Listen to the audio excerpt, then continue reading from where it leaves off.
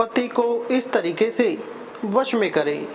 एक औरत बाबा जी के पास गई और कहा कि बाबा जी, मुझे कोई ऐसा टोटका बताएं, यह कोई ऐसा ताबीज़ दे कि मेरा पति मेरी हर बात माने, जो भी मैं कहूँ वो वही करे, जो भी मैं चाहूँ।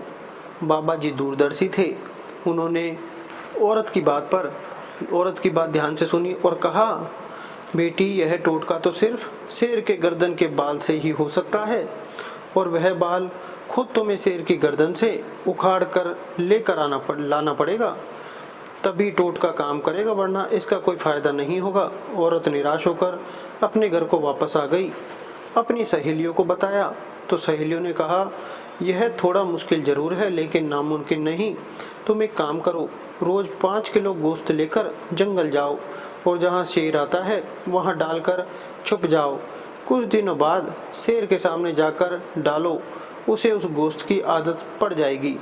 फिर तुम उसके करीब जाकर गोश्त डाल देना और धीरे धीरे उसकी गर्दन पर प्यार से हाथ फेरते रहना, और जब शेर तुमसे परिचित हो जाए तो तुम उसकी गर्दन से बाल उखाड़ लेना।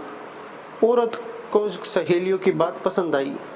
दूसरे दिन ही उसने गोश्त लिया और जंगल गई। जहाँ शेर आता है वहाँ गोश्त डालकर छुप गई। शेर आया, गोश्त खाया और चला गया। उस औरत ने 1 महीने तक ऐसा ही किया। फिर 1 महीने बाद उसने शेर के सामने जाकर गोश्त डालना शुरू कर दिया, ताकि शेर को पता चले कि उसकी सेवा कौन कर रहा है।